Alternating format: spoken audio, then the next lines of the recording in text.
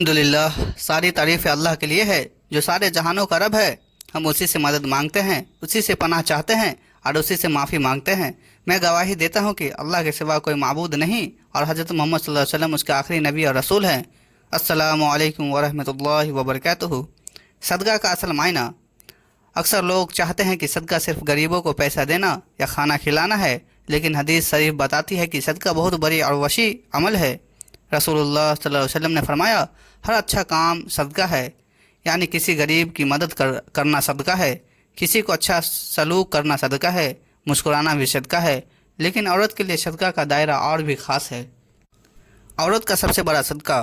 عورت اگر اپنے گھر کی حفاظت کرتی ہے، بچوں کی اچھی تربیت کرتی ہے، شوہر کا ساتھ دیتی ہے اور گھر میں امن بنائے رکھتی ہے تو یہ عمل اس کے لیے سب سے بڑا صدقہ ہے۔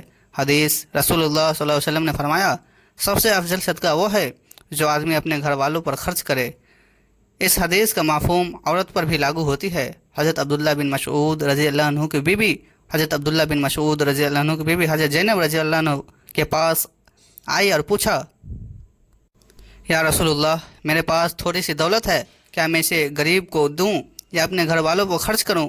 رسول اللہ صلی اللہ علیہ وسلم نے فرمایا، اپنے گھر والوں پر خرچ کرو، یہی تمہارے لیے سب سے بڑا افضل صدقہ ہے۔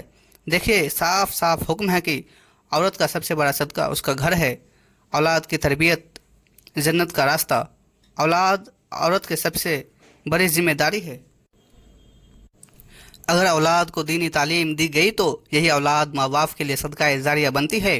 حدیث رسول اللہ صلی اللہ علیہ وسلم نے فرمایا، جب انسان مر جاتا ہے تو اس کے اعمال رک جاتے ہیں سوائے 3 چیزوں کے: صدقہ جاریہ، علم جس سے لوگ فائدہ اٹھائے، اور نیک اولاد جو دعا کرے۔ اس کا مطلب ہے کہ اولاد کی تربیت عورت کا ایسا صدقہ ہے جو مرنے کے بعد بھی چلتا ہے۔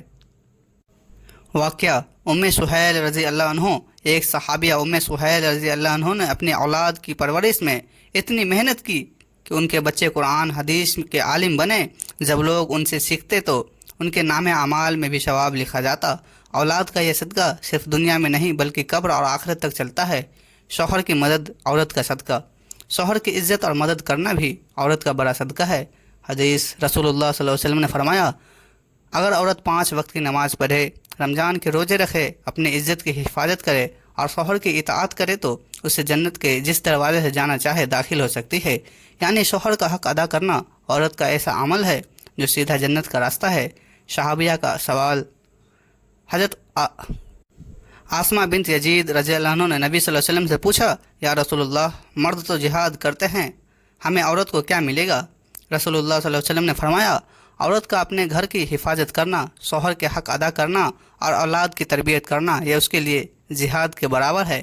یعنی عورت کا گھر سنبھالنا جہاد کے برابر کا عمل ہے۔ سماج کی بنیاد عورت کا صدقہ۔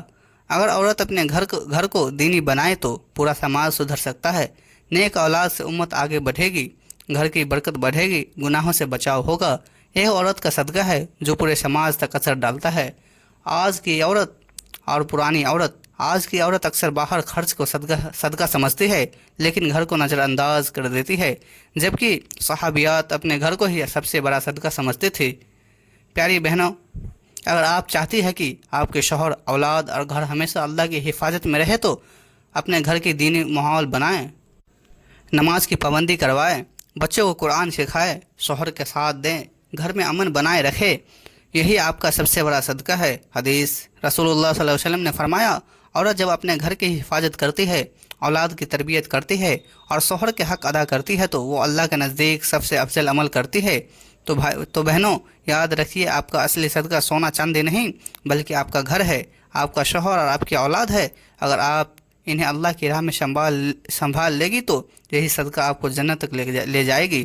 اللہ تعالی ہم سب کو صحیح سمجھ اور صحیح عمل کرنے کی توفیق عطا فرمائے، آمین۔